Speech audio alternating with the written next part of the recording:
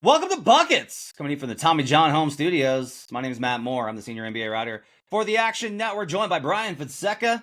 Kyle Murray's going to be coming on a little bit later. We're going to give you best bets for Friday in the play-in tournament for the National Basketball Association. NBA playoffs, not yet, postseason, the play-in tournament games. 2 games on the slate. We've got the Miami Heat taking on the Atlanta Hawks as the Heat will never die. And we got the Dallas Mavericks taking on the Memphis Grizzlies. Should be good, is stretching it, but should be games for sure. Hawks -1 currently, totals 218.5. Grizzlies -6.5, total 221. Bryan Fonseca, let's dispense with the pleasantries. What are your best bets for Friday in the association? Everything I have is in the Eastern Conference. Hopefully better tonight than the play-in has been to me so far. We're going back to the old trick that people might be getting tired of, but it's worked. It didn't work against the Bulls, but it's worked more often than it hasn't when I bet it this season.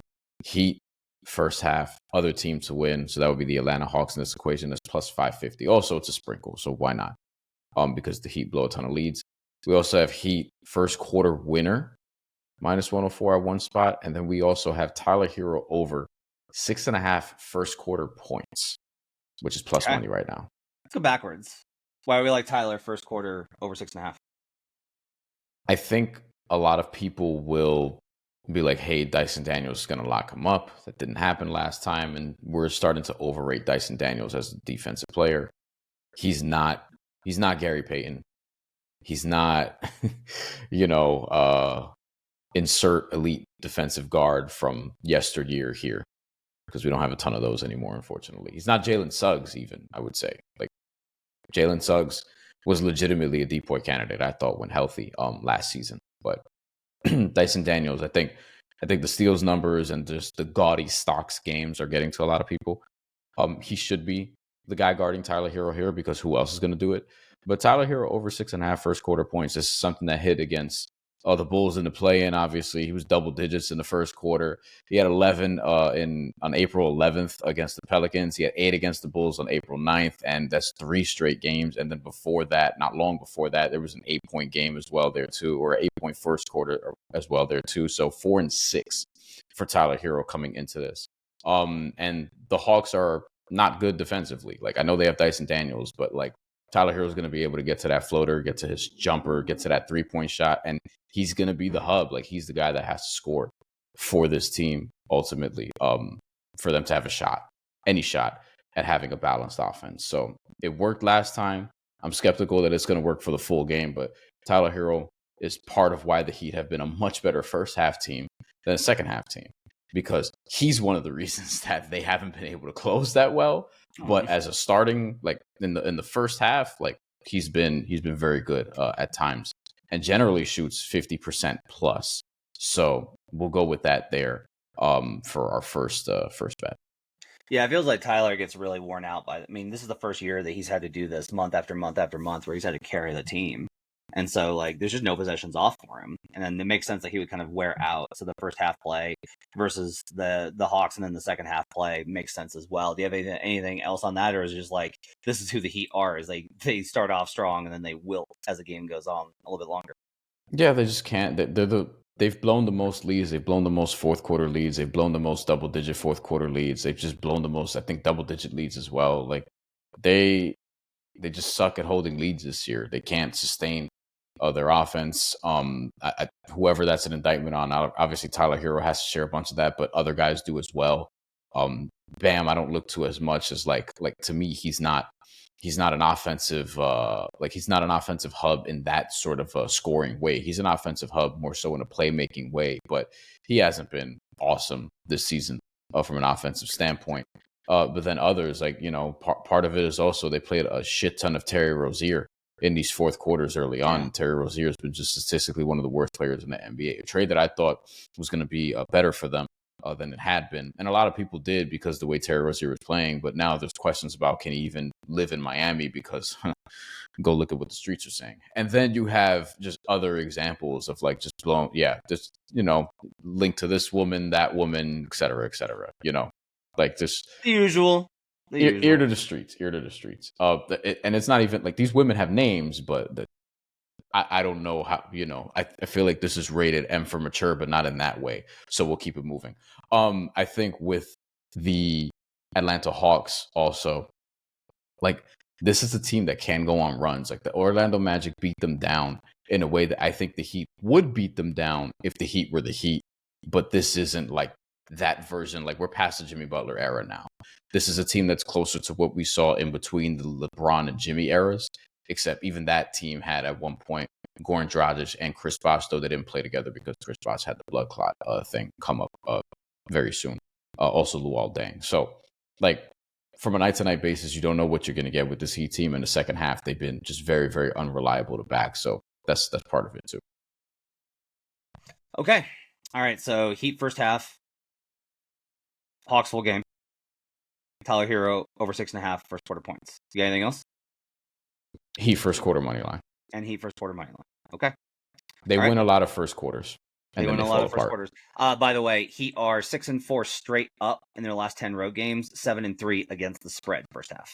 So it's the numbers are there for this to be a good spot. That's Bryan Fonseca, Heat sympathizer. You can catch him at Bryan Fonseca NY. Less so now.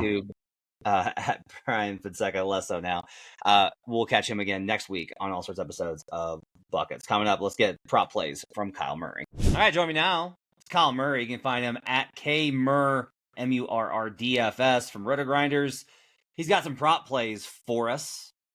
We mentioned at the top of the show that we're coming to you from our Tommy John home studios, and that's because great games start with great underwear, and Tommy John makes the greatest. Weather's changing, and you never know what the weather's going to be like. Is it going to be cold? Is it going to be warm?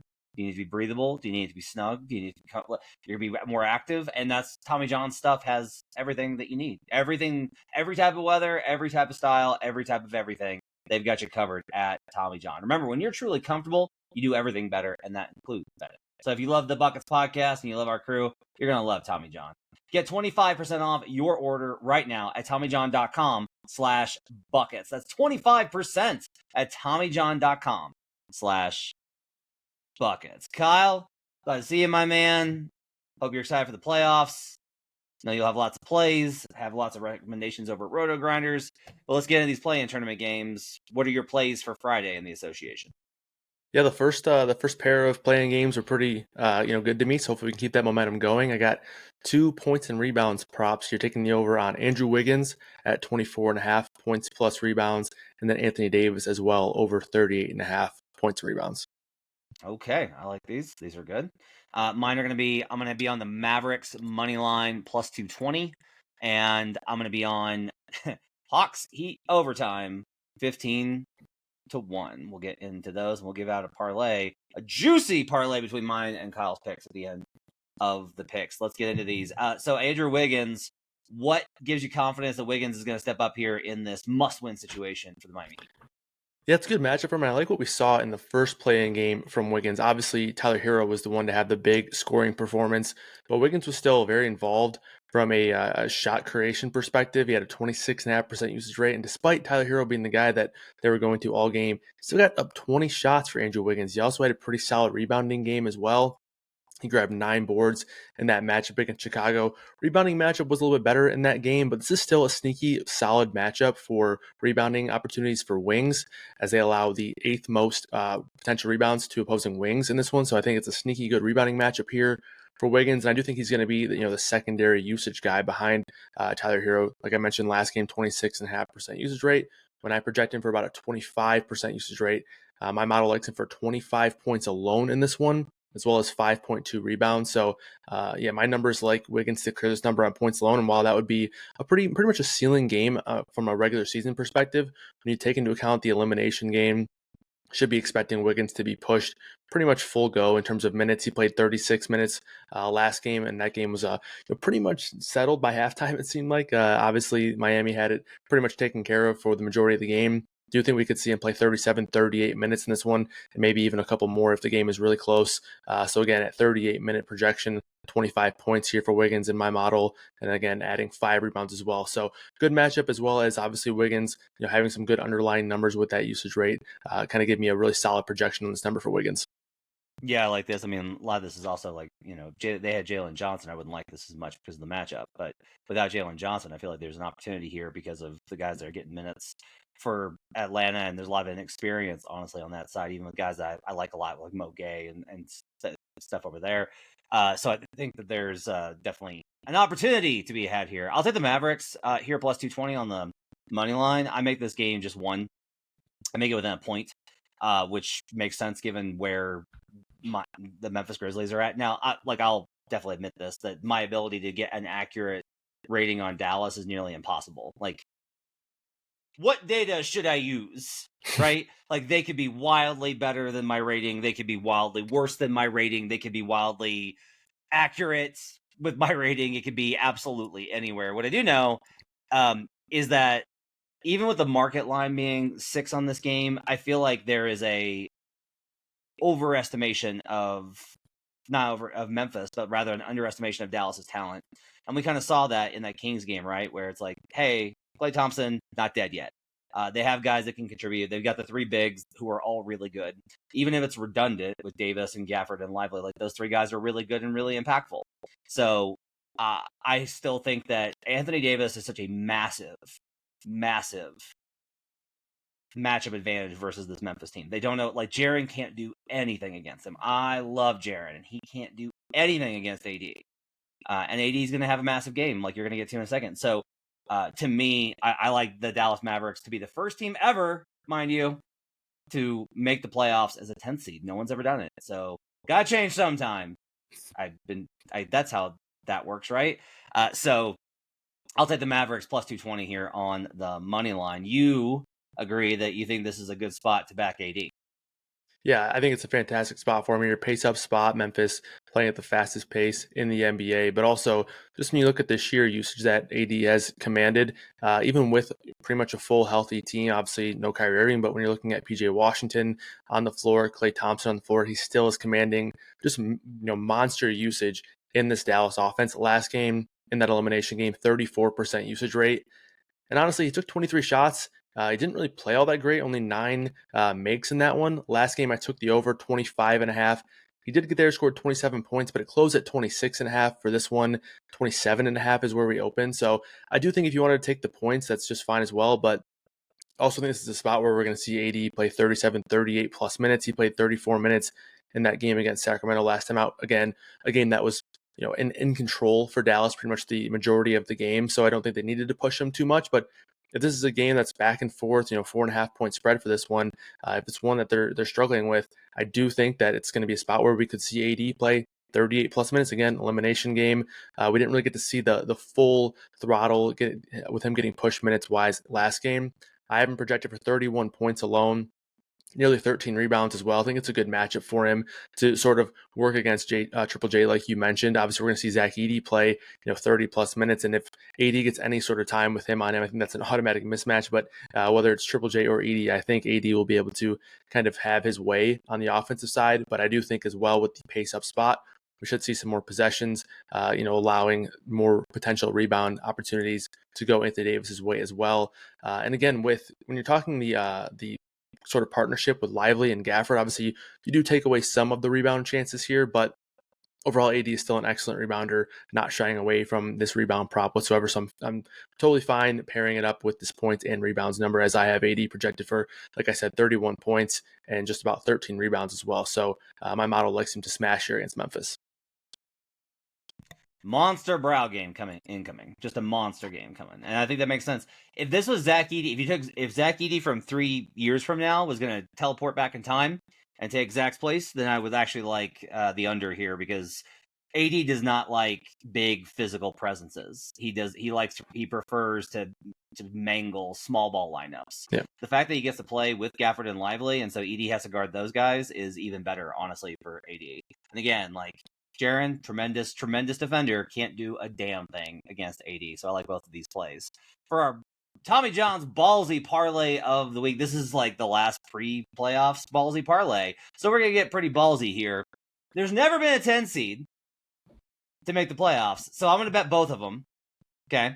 And what we're going to do is we're going to do 2 same game parlays and an SGPX at DraftKings. We're going to take Kyle's props, and we're going to take 25 plus Wiggins points and rebounds, and the Heat money line. That's a plus 194 same game parlay. And we're going to take Mavericks money line and 39 plus Anthony Davis points and rebounds. That's plus 330. And we're going to parlay those. It's a 4-leg parlay that nets us 1164. It's the look, this is the 8 seed play-in game. We must get aggressive. So we're going to go all the way on that. That's your ballsy parlay of the week. That's Kyle Murray. You can catch him at KMurDFS. Follow his work at Roto Grinders. That's going to do it for today's episode of Buckets. Later on today, you're going to have the Megapod Best Bets episode, series bets, prop bets, game one bets, all sorts of bets. Betsapalooza coming at you later today in the feeds. Make sure to check that out before the games begin. Hope you guys love the opening weekend of the NBA playoffs. We'll be with you Sunday night live. We'll be with you Friday night live to preview the 1-8 series with Brandon Anderson about right after the games end, the 8th seed after Grizzlies Mavericks ends. We will jump on and do a live show to break down the 1-8 series. Then on Sunday night, a live weekend recap at 10:30 Eastern. So make sure to join us at youtube.com/theactionnetwork. My thanks to David Payne for all of his work this week. He's done so much. I put him through so much this week, and he has been quite the trooper. Appreciate his work. My thanks to Giver Gould and the video team over at The Action Network, getting this up at youtube.com/theactionnetwork. We will see you guys again tomorrow night for 1-8 series previews. Till then, let's get buckets.